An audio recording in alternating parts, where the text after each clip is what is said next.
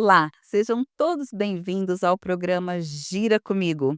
E o assunto nessa semana é sobre saúde, saúde mental. E eu tenho aqui no estúdio meu convidado, o psiquiatra Dr. Eduardo Alves Coelho. Seja bem-vindo, doutor Eduardo. Obrigado, Ale. Muito obrigado para você pelo convite e obrigado a todos que nos assistem. Doutor Eduardo, vamos começar então contando um pouquinho da sua história, porque se formou na Paraíba e como chegou a Marília. Sim. Bom, essa história é realmente comprida e antiga, né. O Juqueri, na época que eu mudei para cá, por volta dos anos 70, início dos anos 70, era um hospital superlotado, realmente é uma coisa terrível, era cerca de 12.000 pacientes lá na estrutura do Juqueri. Então, por pressão da imprensa, dos órgãos de comunicação em geral, enfim, houve uma pressão muito grande para que se esvaziasse o Juqueri. E, por essa ocasião, o governador era Laudo Natel, e ele determinou que se formassem convênios com hospitais e quem interessado fosse, na época, em abrir hospitais psiquiátricos para poder desaguar todo aquele pessoal. Não havia estrutura médica satisfatória, não havia, serviço de enfermagem completo, não havia estrutura física, enfim, era um caos. E isso, naquela emergência, veio a se resolver com a fundação de hospitais novos, hospitais psiquiátricos. Inclusive na cidade que eu vim naquela época, anteriormente, já tem 4 hospitais psiquiátricos, né, cidade como Garçã, é uma cidade pequena, né, 4 hospitais psiquiátricos. Aqui em Marília tinha o Hospital Espírita, né, e outros hospitais aí que aumentaram a sua.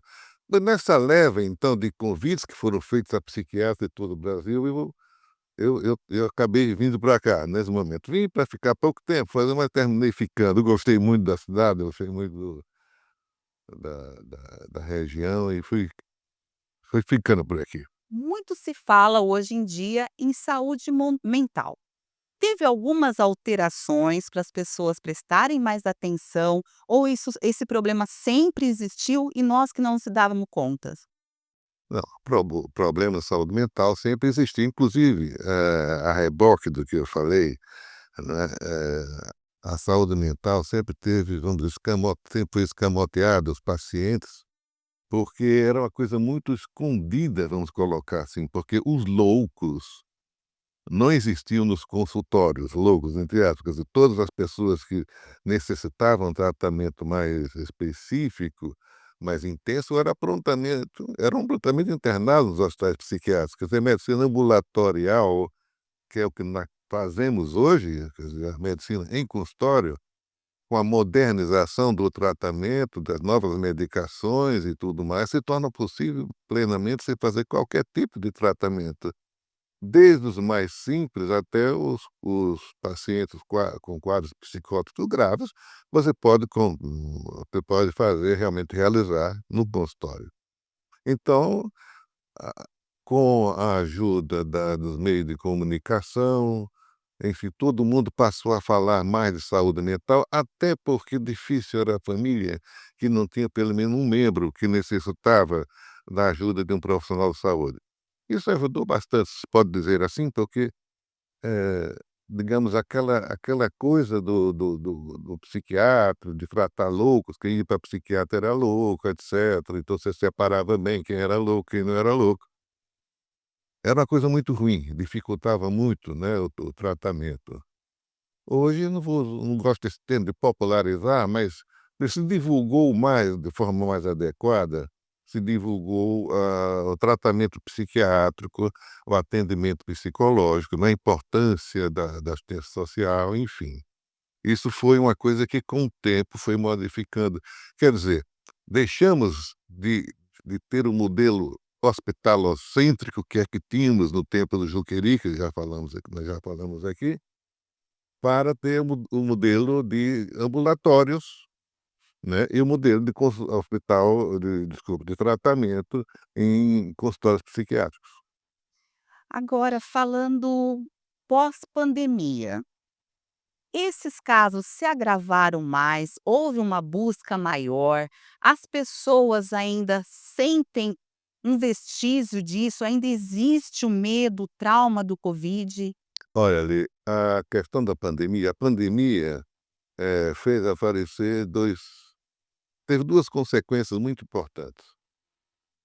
A primeira é o agravamento de pessoas que já vinham em tratamento, de pacientes que já existiam, quer dizer, já faziam tratamento fora, consequentemente muitos deles foram interrompidos, né, a maioria de forma inadequada, então o agravamento de pacientes que já faziam tratamento e, por conta da pandemia, o aparecimento, a exacerbação de quadros, que tiveram origem justamente durante o período da pandemia.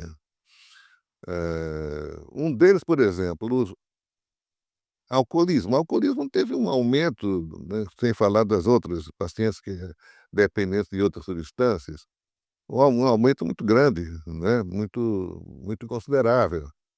Pessoas, que se tornaram fóbicas, né, no sentido de não poder sair das suas casas, pessoas que tinham trabalhos fora, que precisavam ver, trabalhar fora, visitar pessoas, instituições locais, se viram de um momento para outro confinados na sua própria residência, né, eram prisioneiros do, digamos assim, do vírus, né. E isso proporcionou essas 2 coisas, além de outras sequelas, né. Por exemplo, hoje eu observo isso no meu consultório, cerca de 90% dos pacientes, se você inquirir sobre como é que está a sua memória, eles falam: "Minha memória a curto prazo", essa na linguagem que eles falam, "está muito ruim". E eu pergunto o seguinte: "Você já teve covid?" "Já". Então todos os pacientes que tiveram covid, 90% deles, na minha visão estatística, sofrem alterações de memória de curto prazo. Essa é uma das consequências. A outra, pessoas que se sentiram muito prejudicadas, pessoas que às vezes praticavam esportes ao ar livre, pessoas que saíam, que tinham suas atividades, eram visitadores, enfim, de repente se viram de uma hora para outra confinadas.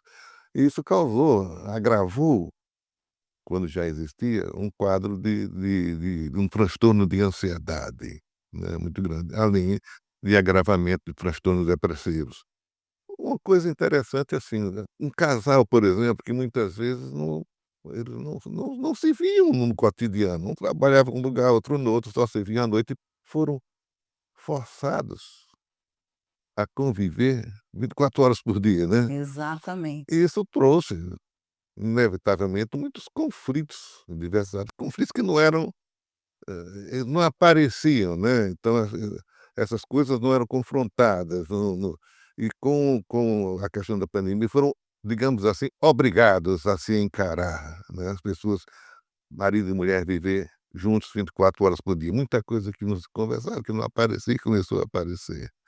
Justamente com os filhos ficavam muito neurotizados, presos na casa, né, nada mais a fazer do que computador, do que celular, enfim. Essas foram o que nós chamamos de sequelas, né, que ainda estão por aí. E uma sequela que eu acredito que seja ainda forte seria na família, né, familiares que perderam um ente querido para a doença. Muito bem colocada. Além de tudo isso, nós temos a questão do luto, né, a pandemia. Já houve uma coisa interessante, muita pessoa que não tinha medo da vacina passou a ter medo de vacinar. Uma coisa que, não sei se as explicações aí que fala, bate, mas as pessoas antigamente se vacinavam, não tínhamos problema de vacinação, todas as vacinas eram realizadas. A partir do problema da pandemia, parece que a coisa se inverteu, parece que o temor passou a ser a vacina, não a doença, quando deveria ser o contrário, né. Isso foi uma coisa que complicada. Gente que adoecia, então, que era um pânico na família, né. Vai sobreviver, não vai sobreviver, não é. Eh, Problema de atendimento, né, lugares apropriados para atender, quer dizer, era como se fosse um movimento de guerra. né. Ninguém sabia onde procurava ajuda, meu familiar não sabia onde é que ele iria parar, né, onde é que vai se internar, né. Então a estrutura física tornou-se de uma hora para outra insuficiente, né, para atender todo aquele pessoal que é procurado. Então, em alguns lugares, você sabe, lá no Amazonas, casos gravíssimos de faltar estrutura básica, elementos básicos como oxigenação, e ocasionou a morte de pessoas de uma forma muito cruel, né, por essas deficiências. E com isso, com as pessoas todas se passarem a ter que se ver trancados, né, dentro da sua própria casa, sem poder sair para fazer o básico e sem saber quando terminaria, se terminaria, se essa fase ia passar. Teve a parte, né, que o doutor já disse sobre a dependência do álcool, que aumentou muito, e de outras drogas, mas na parte também dos jovens, eu acho que aí a influência digital ficou forte nisso, atrapalha também essas pessoas. A gente vê hoje as crianças, ninguém mais sai para rua, ninguém mais brinca, não tem mais uma atividade. Sim, porque se incrementou, se buscou naquela ocasião, costume que até hoje fica da introspecção da comunicação, né, comunicação, se tornou, mecânica, se tornou digital, né. Agora parece que está fazendo um trabalho para mudar um pouco isso, mas assim, eh futebol, que era uma coisa atividade espontânea, costumava dizer que no Brasil bastava ter uma clareira, se colocava uma trave e jogava futebol. Hoje não, pra você jogar futebol você tem que ter um tipo de escolinha, um colégio, uma coisa pra, né, não tem mais famosas peladas espontâneas, né. Então todos os esportes deixaram de ser espontâneos, passaram a ser praticados unicamente em centros especializados para isso. É bom, isso tem que continuar, isso tem que se incrementar, né, tem que aumentar cada vez, tem que tirar a criança de casa, né, para pra colocar, para ajudar a sua socialização, praticar esporte, atividades físicas, como quer que seja, né. E a pandemia foi uma ocasião que a criança, o jovem acostumou-se a ficar confinado e ficar preso ao celular ou ao computador. É, realmente foi uma fase difícil e está sendo difícil tirar isso, né, de toda essa população. Claro. Agora falam, doutor, que de perto todo mundo tem um pouco de louco. Ou O de perto ditado popular diz isso. ou de perto todo mundo é normal, como disse Caetano Veloso, né.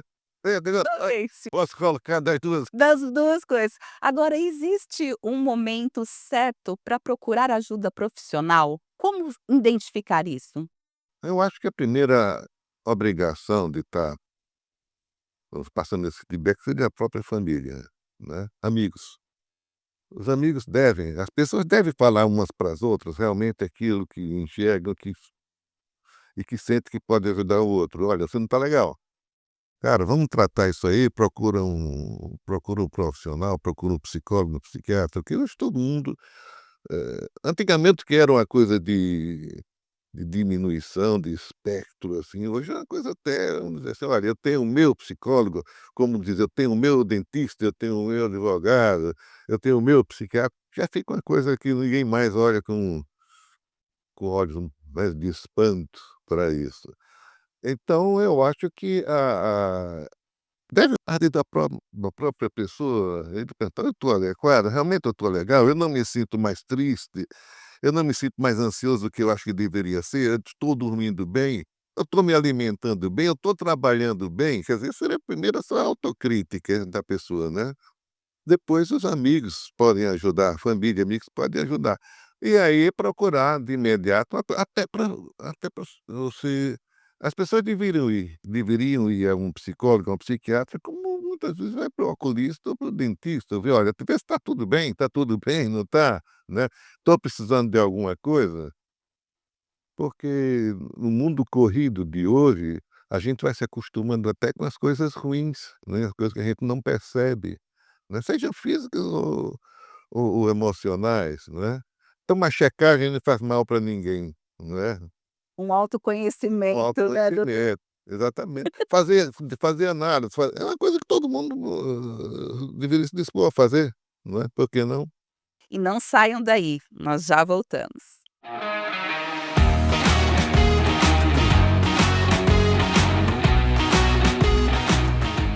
Oi? Deixa eu te contar uma coisinha. São os últimos dias da promoção Abrace a Sorte com mais de 500 mil em prêmios. Olha só o que você pode ganhar. Para participar é muito fácil, não é? Compre no Taust e ganhe o número da sorte. Os produtos com selo valem um número extra. E pagou com Taust Pay ou Pix, é número em dobro. Eu fiz as minhas compras e já estou concorrendo. São os últimos dias. Aproveite!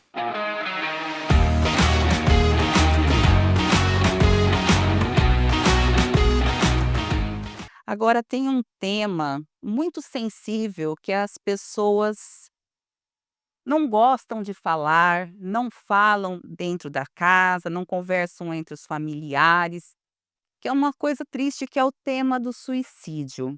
Esse tema, ele deveria ser abordado mais entre os familiares, entre os amigos? Deveria, e como deveria, Ale. Porque é uma coisa assim, é uma coisa tão terrível que as pessoas, a sociedade de uma maneira geral, em vez de esclarecer, em apontar para, o perigo, principalmente hoje, como nós vivemos, podemos dizer, quase que uma epidemia, né, velada, escondida, as pessoas deveriam falar mais sobre isso. Mas é um medo, é muito grande, um escamoteamento, vamos colocar um pano em cima disso. Nós não pode acontecer, na minha família nunca teve isso, enfim, tal, etcétera, isso não é pra gente. Então tá tudo uma questão moral, religiosa por detrás disso, né, que torna-se quase um crime. Alguns países ainda consideram o suicídio como se fosse um homicídio, quer dizer, um auto um auto-homicídio, vamos colocar esse termo aqui meio troncho. Mas é uma coisa muito escondida, deveria ser colocado, se abrir, as pessoas deveriam se abrir mais para o conhecimento do suicídio, porque, na realidade, não é só uma questão moral, uma questão religiosa, é uma questão psiquiátrica. O suicida, ele reúne algumas condições para que isso aconteça, né. Então não existe só o suicida, essa pessoa que tem essa tendência, não, é a conjuminância de quadros. Ele pode ter um quadro, uma doença mental, principalmente, pode ter uma depressão severa, pode ser, na sua grande maioria, usuário de substâncias psicoativas, inclusive alcoolismo, não é? Ele tem que estar, deve, na maioria dos casos, submetido a um estresse grande e, principalmente, ter em toda essa constelação uma coisa em comum, que é a impulsividade. Quer dizer, se você é uma pessoa impulsiva e reúne coincidentemente alguns fatores desses que eu citei, né, você está criando, um cenário para a possibilidade do suicídio. Se você tem suicida na família, o cuidado deve ser redobrado, né. Pe Transtornos, do humor, principalmente, né, seja depressão ou quadros bipolares. Quando agravados, eles podem levar a uma situação em que o suicídio seja uma coisa a se ter em evidência, ter muito cuidado com isso, né. Quer dizer, todo mundo em si deve estar um pouco preparado para isso, né. Então a questão médica é muito séria, muito presente em todas as sociedades. Há uma exceção do número, estatisticamente falando, e o que eu acho interessante, porque uma das, vamos dizer assim, uma das coisas que, vamos dizer, diminui a possibilidade de se aventar para o suicídio, se olhar para o suicídio como uma saída, é a espiritualidade, o cultivo da espiritualidade. Não estou falando de religião, eu estou falando de espiritualidade, são coisas diferentes, né. Claro que a religião também está aí embutida, mas o que eu iria dizer, estatisticamente, os países onde é menor o número de suicidas são no Oriente Médio. São os maometanos, né, porque eles são é uma população muito espiritualizada. As pessoas rezam 5 vezes por dia, eles não têm tempo para pensar em suicídio, né. Então, é uma coisa que deveria ser colocada, né, a espiritualidade não é só para uma coisa futura, vida espiritual, é para a vida. É o dia a dia, a gente deveria estar presente no dia a dia nosso. Exatamente, né. Isso é uma coisa que a gente nota que, pessoas que são mais espiritualizadas, cultivam, não todo mundo é espiritualizado, mas que cultivam mais sua espiritualidade estão mais longe da possibilidade de suicídio, E na ou de ver isso como realidade, uma né, saída. esse tema, né, doutor, ele não é específico de uma faixa etária, específico de uma classe social, todos nós estamos sujeitos a isso, toda a família está sujeita a isso, porque às vezes fala assim: "Não, aquela pessoa não tem motivo algum, a vida dela é uma maravilha", e não é assim que funciona. Não é. E ninguém toma também a decisão do dia para a noite, né, doutor? Porque ninguém, por mais, vamos dizer, abonado que seja, feliz que seja, etcétera, mais perfeita, aparentemente perfeita que seja a sua vida, está livre da possibilidade de se ver diante da questão do suicídio. Quer dizer, antigamente achava só pessoas, os mais velhos, os mais pobres, os mais desesperados, suicidavam. Não, hoje vê criança, né, um número muito grande de crianças, de adolescentes, né, que buscam, na sua angústia, buscam o suicídio como aquela que seria a saída. Agora, existem coisas realmente que existem elementos que favorecem o suicídio. Pessoas sozinhas, idosos, alcoolistas, que não buscam comunicação, solitárias, enfim, né, com problemas psiquiátricos. São pessoas que são mais, vamos dizer, vulneráveis à questão do suicídio, né. Então, o tá lá seu viúva, aquela pessoa que está descasada há muito tempo, né, pessoas isoladas que não se socializam, alcoolistas, usuários de substância psicoativa, de drogas, enfim, é uma população mais sensível à questão do suicídio, né. Então é preciso se olhar com carinho e atenção para esse grupo, ou esses grupos, né. E qual seria o papel da família, dos amigos, que de repente percebem alguma coisa e falam assim: "Ah, mas não, não é nada, não é", mas percebe que isso vem se agravando, a pessoa vai se modificando. A primeira coisa é a mudança brusca do comportamento, né. Um isolamento social mais evidente. A pessoa não era comunicativa, normal, trabalhava, estudava, de repente passou a se isolar mais, mudança no humor da pessoa, enfim, mudança brusca no comportamento. Pessoas que são impulsivas, que são explosivas, enfim, muitas vezes agressivas, pode ser agressiva consigo também. Essas pessoas exigem um cuidado, atenção especial. O que que na família tem uma pessoa que reúne essas qualidades, deve ficar sempre mais atenta, né. Estou falando toda pessoa ansiosa ou deprimida vai não, faz exceção, é claro, mas que se fique atenta a pessoas que se isolam, que mudam o comportamento bruscamente, que têm problema de transtorno de humor, principalmente que usam drogas ou alcoolismo, enfim, caso de alcoolismo, deve sempre ficar mais atentos. E hoje também nós estamos aí, parece que o dia está cada vez mais curto, que os afazeres cada vez mais longos. A gente fala: "Meu Deus, se o dia tivesse 48 horas, acho que eu não conseguia fazer tudo". É, O estresse, o acúmulo de cargos, o acúmulo de tarefas diárias, isso também mexe com a saúde mental? com certeza, porque o homem, a sociedade como um todo, foi se movimentando no sentido da competitividade de quanto mais eu fizer, melhor, quanto mais eu fizer, eu mais produzo mais, enfim. Deixou-se de olhar a vida como tem que ser vivida, né, do qual o trabalho faz parte, do qual tudo faz parte, o lazer, o esporte, o trabalho, o sono, né, as pessoas sacrificam o sono hoje para trabalhar, né, que era uma coisa sagrada.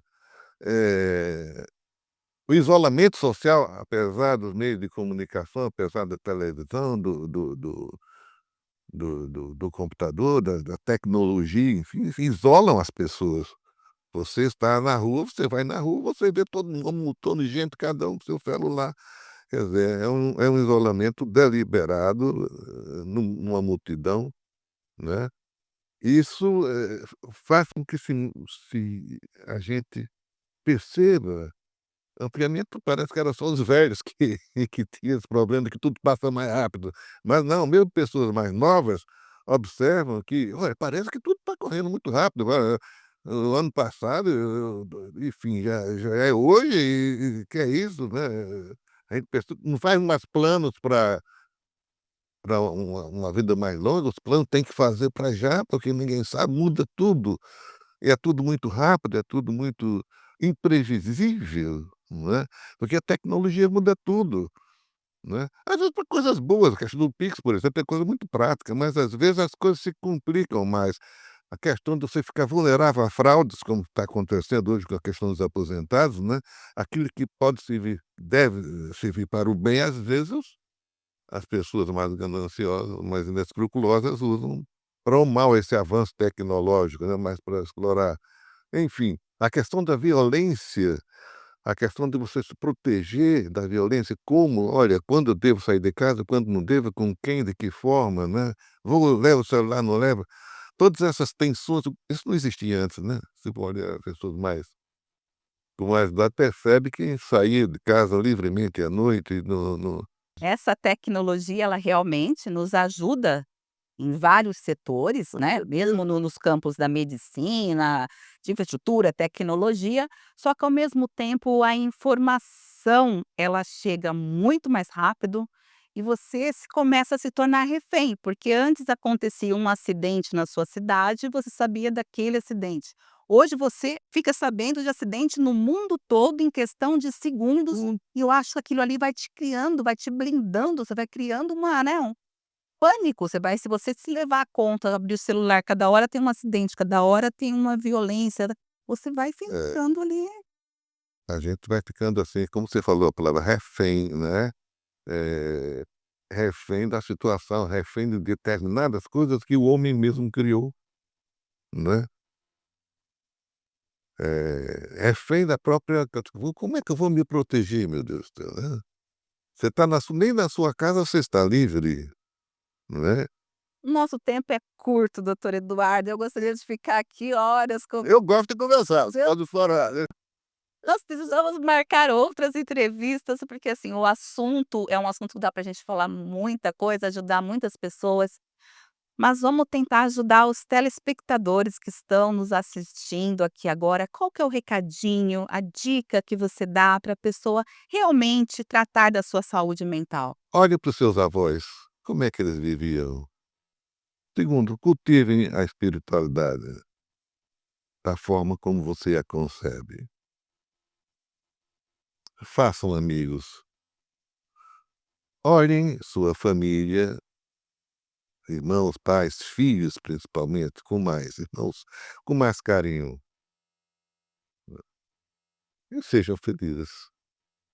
E sejam felizes. Eu acho que essa é a busca que a gente tem que estar sempre ali, fazendo bem para as pessoas, cuidando das pessoas, sejam próximas, conhecidas ou não. Eu acho que essa felicidade vai cada vez chegando mais próxima da gente. E não saiam daí, porque na sequência vocês conferem uma dica da farmácia de manipulação Lier. Muito obrigada, doutor Eduardo. Vamos ter outros bate-papos desse. Eu agradeço a todos que nos assistiram. Uma boa tarde para todos. Para tudo e gira comigo aqui na farmácia de manipulação Lier e prestem atenção nessa novidade, você que está aí com queda de cabelos, olha como esse produto é surpreendente, não é, Larissa? Isso mesmo, Ale. Trouxemos um produto, uma exclusividade Lier, como sempre inovando, trazendo produtos bons e com testes já garantidos de eficácia para vocês. O Blume, ele é um produto totalmente natural, não tem efeito adverso nenhum e ele melhora a microcirculação, ativa os genes do crescimento, de fatores de crescimento, aumenta a produção de queratina no fio, no couro cabeludo e no fio capilar e tem resultados a partir de 11 dias comprovados. Vocês vão ver aí nas imagens, né, Ale? As imagens vão estar passando aí, ainda mais se fizer uma combinação, não é isso, Larissa? Esse produto ele pode ser via oral, ou seja, você pode tomar ele associado com polivitamínico, que vocês já conhecem inúmeros aí do mercado, com silício orgânico, que a gente tá carecas de fazer, aliás, cheios de cabelo de fazer. E o que ele vai fazer? Como ele ativa a microcirculação, ele faz com que todas as vitaminas que vocês estão ingerindo, tanto da alimentação quanto dos polivitamínicos, eles vão por couro cabeludo. Então vai ter uma microcirculação no couro cabeludo, chegando até os fios. Então ativa também os genes e tudo mais que eu já falei para vocês. Além disso, ele também pode ser aplicado, ou seja, você pode tomar e aplicar no couro cabeludo. Esses resultados são com Blumê, sem associações, somente o Blumê via oral e tópico. Imagina associado, né? Associado, então nem se fala. Gente, e agora nós estamos na estação do ano, frio chegando, a maior parte, acontece o quê? A queda dos fios nessa estação, não é isso? Isso mesmo, tem uma renovação, né, capilar, então vamos cuidar agora para a gente chegar já no verão com bastante fio e com eles saudáveis também. Então você já toma seu polivitamínico, associa o Blumê, você já usa o minoxidil, mesmo oral ou tópico, também pode tomar o Blumê. O Blumê faz um minoxidil-like, podemos falar isso? Talvez sim, porque ele faz a microcirculação, só que ele não tem efeito adverso. E tá com dúvida? Porque assim, são muitos benefícios nesse produto. Então eu vou fazer um convite para todos vocês. Chegou junho, e junho chegou aqui na Lierre com um baita de um arraiá, não é isso? Isso mesmo, todos os sábados temos o arraiá da Lierre.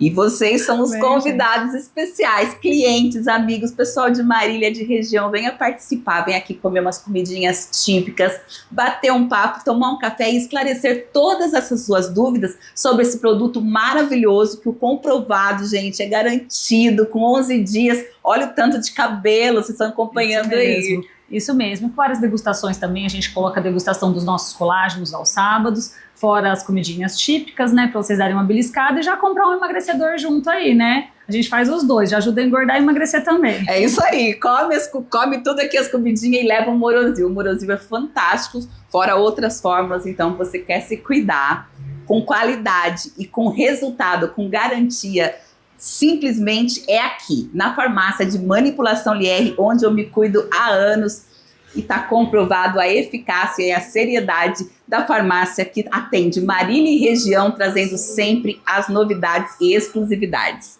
Isso mesmo, vem para cá, adquira seu Blumê com exclusividade na Lierre, em outro lugar você não vai achar e só aqui que você encontra os melhores produtos. Vem para cá, vem se cuidar, você também.